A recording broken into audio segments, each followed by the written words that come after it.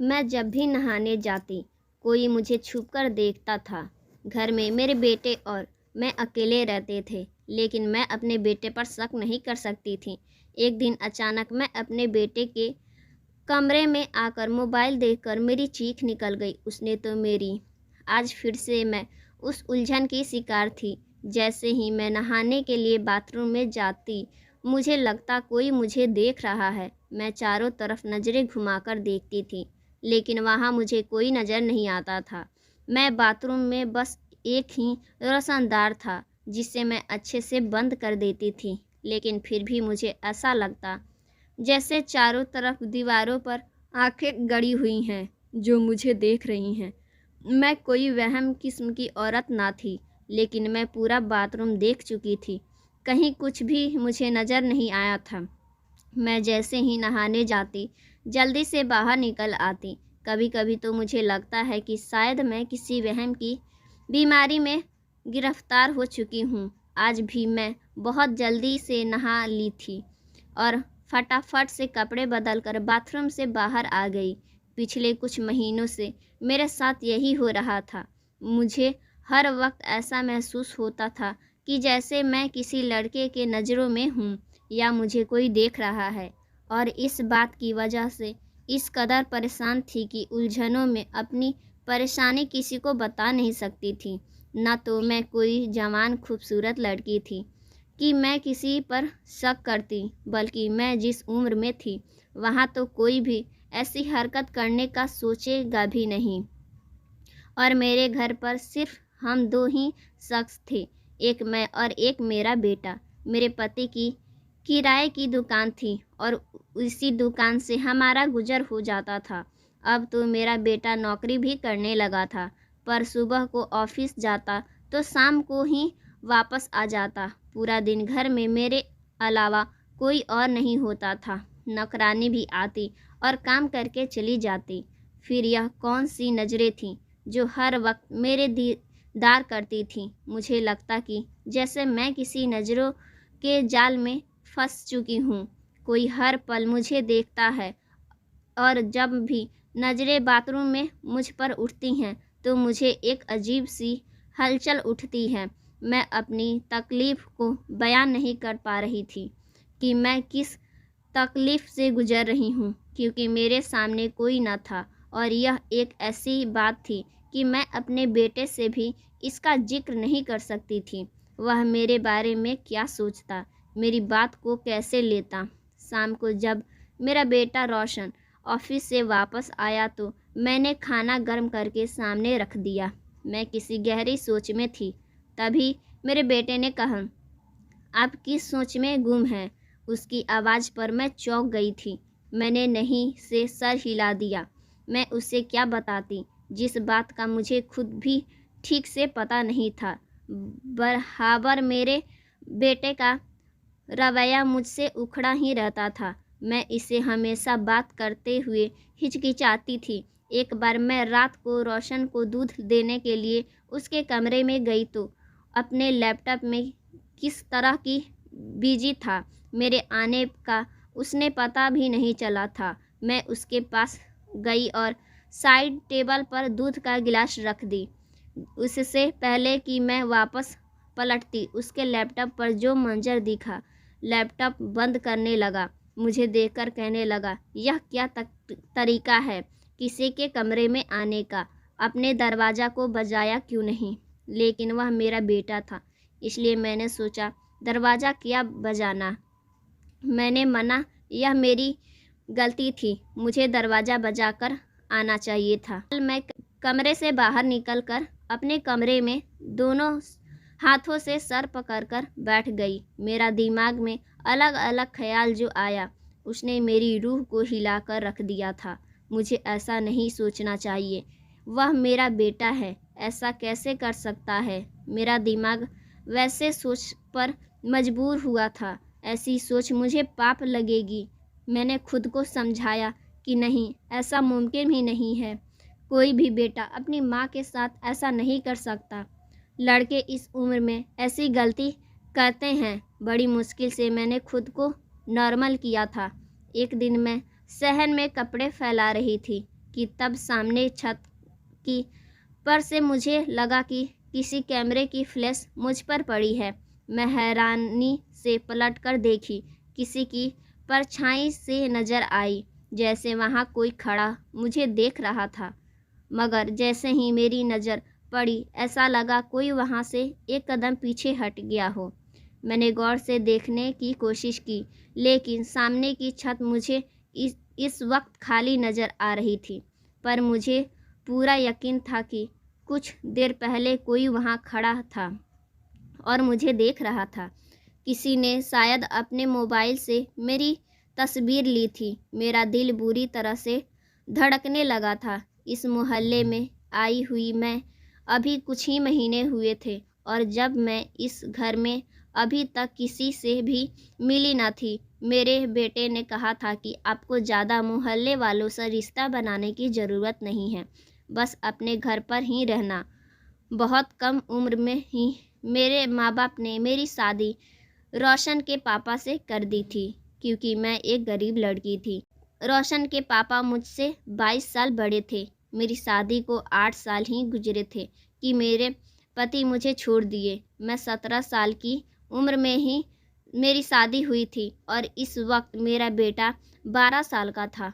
हम माँ बेटा कहीं भी जाते तो लोग कहते कि तुम भाई बहन जैसे लगते हो। यही वजह था कि रोशन को मुझसे एक तरह की चिढ़ होती थी। वह मुझसे घर से बाहर नहीं निकलने देता था। मुझे हल्के कलर के कपड़े पहनने को देता था। कहता था कि आप मुझे इसी रूप में अच्छी लगती हैं। हर वक्त जब भी रोशन घर पर आता तो घर को एक अजीब नज़रों से देखता, जैसे कि उसके पीछे मैं घर पर किसी को बुलाया करती हूँ। वह चारों तरफ सहन में नज़रें दौड़ाकर और कभी मेरे कमरे में देखता। मैं नहीं जानती थी उसके साथ क्या मामला है, लेकिन इस वक्त वही मेरा सहारा था। हमेशा मैं उसे अपना बेटा ही समझती थी, इसलिए खामोशी से उसका रवैया बर्दाश्त करने पर मजबूर थी, क्योंकि करण के अलावा मेरा कोई दूसरा सहारा न था। हालांकि मैं अपनी ही उलझन का शिकार थी। अभी मैं यह मामला हल भी नहीं कर पाई थी कि एक नई मुसीबत आ गई थी। बराबर वाली छत से कोई मुझे देखता था और मेरी तस्वीर भी ली थी। कहीं वही शख्स तो मुझे बाथरूम में मेरे दिमाग में आने लगा। इस नई परेशानी ने मुझे फिर से वहम में डाल दिया था। मैंने फिर से खुद को झूठी तसल्ली दी थी, क्योंकि मैं बाथरूम का कोना कोना देख चुकी थी। कहीं ना तो कैमरा लगा था, ना कोई ऐसी सुराग की मुझे शक में डाल सके। लेकिन यह किसी के छत से मुझे देखना एक गलत ही हरकत थी। एक बार मेरे कमरे के घर के दरवाजे पर दस्तक हुई। मैं इस वक्त किचन में खाना बनाने में बिजी थी, क्योंकि रोशन के ऑफिस से आने का वक्त था। मुझे लगा शायद आ गया, लेकिन मैंने जैसे ही दरवाज़ा खोला तो एक 28 साल का नौजवान मेरे सामने खड़ा था। तकरीबन रोशन के उम्र का था। मुझे देखकर मुस्कुराने लगा। उसके हाथ में बिरयानी की प्लेट थी। कहने लगा कि मैं पड़ोसी से आया हूँ। आप लोग नए नए इस घर में शिफ्ट हुए हैं, इसलिए मैंने सोचा कि पड़ोसियों के यहाँ बिरयानी दे आऊँ। मैंने उसके हाथ से प्लेट पकड़ी तो वह अंदर आने के लिए कदम बढ़ाने लगा, लेकिन मैं उसके सामने खड़ी हो गई। मैंने कहा, बेटा तुम यहीं खड़े हो, मैं तुम्हें खाली प्लेट वापस ला कर देती हूँ। यह सुनकर तो वह हैरानी में हो गया। कहने लगा कि मैं इतना भी छोटा नहीं हूँ कि आप मुझे बेटा कह दें। आप मुझसे बस कुछ ही साल बड़ी हैं, इसलिए मुझे बेटा मत कहें। मैंने कहा कि मेरा बेटा भी तुम्हारी उम्र का है। यह बात सुनकर उसने पूरी आंखें फैलाकर मुझे देखा था। वह लड़का आपका बेटा है? मैंने तो समझा कि आपका छोटा भाई है। यह कहकर वह बड़े ही आराम से घर से अंदर दाखिल हो गया। मैं तो उसे देखती ही रह गई थी, इसलिए मेरा दिल डर से के मारे कांपने लगा था। उसने पूछा कि आपका नाम क्या है? तुम्हें क्या मतलब? तुम मुझे आंटी कहो। इस बात पर उसने अपनी दोनों भौहें ऊपर की। कहने लगा कि नहीं जी, अभी आप इतनी भी बूढ़ी नहीं हुई हैं कि मैं आपको आंटी कहूँ। अच्छी खासी खूबसूरत और जवान है। मैं तो आपका नाम से ही आपको पुकारूंगा। यकीनन वह भी आपकी तरह बहुत खूबसूरत होगा। इससे पहले कि मैं उसके इस तरह के ऐसे अंदाज पर गुस्सा करती, बोला, नाम ना सही, एक कप चाय ही पिला दे। पड़ोसियों का भी कुछ हक होता है। यह कहकर वह सहन पर रखी कुर्सी पर आराम से बैठ गया। मैं किचन में आकर जल्दी से चाय बनाई और उस लड़के को पीने के लिए कप पकड़ा दी। रोशन को 22 मिनट बाकी था। 10 मिनट बाद ही खाली कप उस लड़के ने मुझे पकड़ाते हुए कहा, आपकी तरह ही बहुत मीठी चाय थी, बहुत बहुत शुक्रिया। मैं फिर से फुर्सत में आपसे मिलने आऊँगा। अपने परिवार को भी अपने साथ लाऊंगा। यह कहकर वह घर के दरवाजे से बाहर चला गया और दरवाज़ा भी जाते हुए बंद कर गया। मैं उसकी बातें सुनकर चकरा गई थी। अभी मैं इसी लड़के के बारे में सोच रही थी कि दरवाजे पर बड़ी ज़ोर से दस्तक हुई। मैं तो बुरी तरह डर गई थी। जल्दी से किचन से बाहर आई और मैं दरवाजे के पास पहुंचने लगी। कौन है? रोशन की बड़ी गुस्से वाली आवाज़ मुझे सुनाई दी। कहने लगा, दरवाज़ा खोलो। मैंने दरवाज़ा खोला। घर से बाहर कौन निकल रहा था इस वक्त न जाने वह किस वजह से बहुत गुस्से में था। नहीं जुबान चाहते हुए भी लड़खड़ा आई। मैंने कहा, कोई पड़ोसी लड़का था, बिरयानी लेकर आया था। वह मेरे करीब आकर खड़ा हो गया, मेरी आंखों में आंखें डालकर बोला, मैंने कहा था आपको यहाँ कोई भी आए आप दरवाज़ा नहीं खोलेंगी और किसी से बात नहीं करेंगी। कोई ज़रूरी नहीं है पड़ोसी से मेलजोल बढ़ाने की। अगर आप अपनी हदों से बाज नहीं आएंगी तो मैं ताला लगाकर जाऊंगा कल से। यह कहते ही वह सीधा अपने कमरे में गुस्से से चला गया। उसके कमरे का दरवाज़ा भी बड़ी ज़ोर से बंद किया। मुझे लगा था कि जैसे मैं रोशन की माँ नहीं, उसकी खरीदी हुई गुलाम हूँ। मुझे सांस भी उसके मर्जी से ही लेना होता था। मैंने खाना गर्म किया और रोशन के लिए खाना लगा दिया। खाने के दौरान ही वह मुझे उस लड़के के बारे में बार बार पूछ रहा था और बार बार मुझे यही कह रहा था कि दोबारा मैं उस लड़के को देख न लूँ। रात को मैं अपने कमरे में लेटी तो मेरे मोबाइल पर एक अननोन नंबर से मैसेज आने लगा। उसमें लिखा था कि आप बहुत ही खूबसूरत और प्यारी हैं। मेरा दिल चाहता है आपसे ही दिन भर बातें करूं। आप इतने हल्के रंग के कपड़े मत पहना करो। आप नीले रंग के कपड़े बहुत जचेंगी। यह मैसेज पढ़कर चलो समझ में आता है, लेकिन जो नज़रें मुझ पर गड़ी हुई थीं, अपने बाथरूम में उठती हुई महसूस होती थीं, वह मुझे जीते जी मारती थीं। मैंने फ़ौरन से मैसेज डिलीट किया और मोबाइल ऑफ कर दिया। इसी वक्त पसीने से डूब चुकी थी। मेरा साथ अजीबोगरीब घटनाएं घट रही थीं। कौन था जो मेरी ज़िंदगी में जहर घोलने की कोशिश कर रहा था? मैंने अपनी ज़िंदगी कभी भी खुशी से नहीं गुजारी। रोशन के पापा भी ऐसे ही थे, शकी मिजाज के, और शायद मुझ पर इसलिए इतना शक करते थे कि मैं कम उम्र की थी और उससे 22 साल छोटी थी। मैं खूबसूरत बहुत थी, इसलिए हर वक्त उनकी शक का निगाह में बनी रहती थी। उन्हें लगता था कि पता नहीं मैं किसी दूसरे लड़कों के चक्कर में फंस जाऊं। मैं बार बार उन्हें रो रो कर यकीन दिलाती, लेकिन उन्हें यकीन नहीं आता। हर वक्त मेरे साथ किसी साये की तरह ही रहते थे और जब वह बीमार रहने लगे तो सारी जात रोशन के नाम कर दिए और उसके कान में बस यही भरते रहे कि इस औरत का ख्याल रखना, इसे कभी घर की मालकिन ना बनाना, इसे पाई पाई के लिए मोहताज रखना, कहीं यह भागने ना चाहिए। खूबसूरत है, इसे कोई भी शादी कर लेगा और तुम अकेले बेसहारा रह जाओगे। मैं चाहता हूँ कि सारी ज़िंदगी यह मेरे नाम पे ही गुजारे, तुम्हारी माँ बनकर रहे। मेरे पति ने मेरे बारे में अपने बेटे के दिमाग में किसी जहर की तरह घोल दिए थे और वही जहर रोशन के दिमाग में भर गया था। वह मेरे साथ यही कर रहा था। उसने कभी भी मेरी इज्जत माँ की हैसियत से नहीं की थी, मुझे कभी अपनी माँ की जगह भी नहीं दी थी। मैं बस उसके बाप की दूसरी बीवी थी। एक रोज़ मैं किचन में काम कर रही थी कि अचानक से मेरी दुपट्टे पर आग लग गई। मैं चिल्लाई, मुझे सहन में आ गई। जैसे ही मेरी चीख तेज हुई, बराबर वाली छत पर वही नौजवान खड़ा था। मुझे चीखते हुए देखा और अपने घर की दीवार से होकर मेरे घर पे आ गया। उसने फ़ौरन से मेरा जला हुआ दुपट्टा दूर फेंका, वरना मैं बुरी तरह जल जाती। बहुत घबराई हुई थी। सामने रस्सी पर पड़ी चादर उसने मुझ पर लपेट दी। मुझे पूछने लगा कि मुझे कहीं नुकसान तो नहीं पहुंचा। मैं बहुत ज़्यादा डरी हुई थी कि अचानक उस वक्त मेरे घर का दरवाज़ा खुल गया था।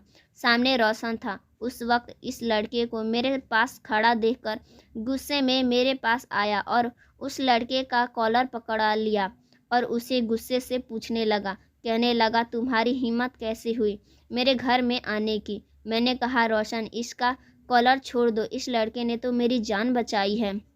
मेरे दुपट्टे में आग लग गई थी। हालांकि अभी सहन में मेरा गिरा हुआ दुपट्टा जल रहा था। मेरी बात सुनकर उसने गुस्से भरी निगाहों से मुझे देखा। कहने लगा, तुम चुप ही रहो, तुम्हें मुझे बाद में बताता हूँ। तुम किसी और को बेवकूफ़ बनाना, मुझे नहीं। यह कहकर इस लड़के का गिरबान पकड़ा हुआ झंझोड़ने लगा। तुम जिस मकसद के लिए यहाँ आए हो वह कभी पूरा नहीं होने दूंगा। मैंने कहा, रोशन, तुम गलत समझ रहे हो। मैं माँ हूँ तुम्हारी, क्यों मुझे इस बातों से जलील कर रहे हो? मैं रोने लगी। उस लड़के ने झटके से अपना कॉलर छुड़ाते हुए कहा, मैं यहाँ इंसानियत के नाते आया था। इनका दुपट्टा जल रहा था, उसमें आग लग सकती थी। मेरा और कौन सा मकसद हो सकता है? अपनी घटिया सोच अपनी हद तक ही रखो तो सही होगा। रोशन इस लड़के से कहने लगा कि क्यों, क्या यह तुम्हारी माँ लगती है? क्यों आए थे यहाँ उसने बचाने? दुपट्टा जल रहा था तो जलने देते, तुम्हें क्या तकलीफ़ थी? तुम्हें? यह सुनकर मैं हैरत में रोशन की तरफ देखने लगी थी। यानी कि इसे कोई फ़र्क नहीं पड़ता था कि मैं जीऊँ या मरूँ। वह लड़का कहने लगा, यह मेरी कुछ भी लगे या ना लगे मैं नहीं जानता, लेकिन अगर इन्हें कुछ भी नुकसान पहुँचेगा और मैं देखूँगा तो मैं इन्हें बचाने ज़रूर आऊँगा। तुमसे जो करना है तुम कर लो। यह कहना था कि रोशन ने उसके मुंह पर थप्पड़ मार दिया। उस लड़के ने भी अपना हाथ नहीं रोका था। दोनों ही गुस्से से लाल हो चुके थे। यह देखकर तो मैं परेशान होकर रह गई थी। बड़ी मुश्किल से मैंने दोनों को पीछे हटाया, उस लड़के के आगे हाथ जोड़ी कि तुम जाओ यहाँ से। वह लड़का रोशन को बोलते हुए दरवाजे से बाहर निकल गया। अब रोशन बड़े अजीब नज़रों से मेरे पास आकर मेरे दोनों बाजू पकड़ ली और कहने लगा, तो यहाँ से बुलाती हो तुम अपने आशिक को? फिर वह कहने लगा कि जो तुम चाहती हो मैं होने नहीं दूंगा। मैं तुम्हारा गला दबाकर तुम्हें मार दूंगा, सही सहन में, इसलिए मार कर यहीं पे तुम्हें दफना दूंगा। मत समझना कि मैं तुम्हें छोड़ दूंगा। वह तो जैसे सारे तमीज़ ही भूल गया था। उसके बाद रोशन घर के बाहर ताला लगाकर जाने लगा। उसने बराबर घर की दीवार पर करंट की वायर लगा दी थी ताकि कोई भी घर पर ना आ सके। रात को मेरे मोबाइल पर मैसेज आया। इस मैसेज में लिखा था कि बाथरूम में आओ, मैं तुम्हें देखना चाहता हूँ। यह सुनकर देखकर तो मेरे होश ही उड़ गए थे। अब तक मैं यही समझ रही थी कि मैं शायद वहम का शिकार थी, लेकिन यह सब मेरा वहम नहीं था। मेरा दिल बैठने लगा था। मैंने मोबाइल ऑफ करके रख दिया, लेकिन फिर भी मुझे पूरी रात नींद नहीं आई। सुबह जब मेरी नौकरानी आई तो मैं बीमार होने का नाटक करने लगी। मैंने उसकी मिन्नतें की कि वह एक रात मेरे पास रुक जाए। मैं बीमार हूँ, कोई ख्याल रखने वाला नहीं है। वह मेरी बात सुनकर मान गई। रात हुई, रोशन के आने के वक्त हुए तो मैं उसे नौकरानी के आने के पहले कमरे में छुपा ली। मैं नहीं चाहती थी कि रोशन को इस बात का पता लगे कि घर पर मेरे अलावा कोई और भी है। मैंने रोशन को खाना दिया। वह अपने कमरे में खाने के बाद चला गया। लाइट बंद कर दी और खुद कमरे में छुप गई। मैं भी क्योंकि जो कोई भी था वह मेरे कमरे में आकर मुझे जगाता था। बाथरूम में कोई कैमरा ना था। मैंने अपनी नौकरानी को चादर उठा दी और उसे बाथरूम में जाने के लिए कह दिया।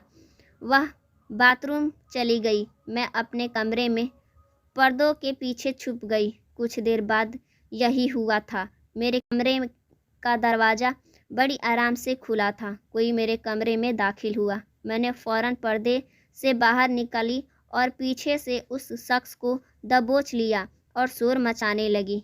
यह शख्स मुझे अंधेरे में नज़र नहीं आ रहा था, मगर वह मुझे अपने आप से छुड़ा रहा था। शोर की आवाज़ से रोशन भी कमरे में आ गया। जैसे ही लाइट खोली, नौकरानी भी बाथरूम से बाहर निकल आई। सामने खड़े शख्स को देखकर मेरे होश उड़ गए। वह मेरा पहला पति था, जिससे मेरी बचपन में ही शादी हुई थी, लेकिन वह शादी के बाद मुझे छोड़कर चला गया था। फिर मालूम हुआ कि उसने किसी और से शादी कर ली है। उसे यह देखकर मुझे हैरत हुई थी। वह बताने लगा कि उसे एक लड़की से पसंद आ गई थी, इसलिए उसने उससे शादी कर ली, मुझे भी तलाक दे दी थी। लेकिन शादी के चंद साल बाद ही उस लड़की की मृत्यु हो गई और इस शख्स ने दूसरी शादी नहीं की। उसके बेटे को भी उसने अकेले ही पाला है, लेकिन उसने मुझे अपने घर के बराबर वाले घर में देखा तो उसे मेरे बारे में मालूम हुआ तो उस अफसोस होने लगा। वह मुझे अपनाना चाहता था और इस मामले में कई बार रोशन से भी बात कर चुका था, लेकिन रोशन नहीं माना। इसलिए उसने अपने बेटे को हमारे घर भेजना चाहा, लेकिन रोशन की इससे भी लड़ाई हो गई।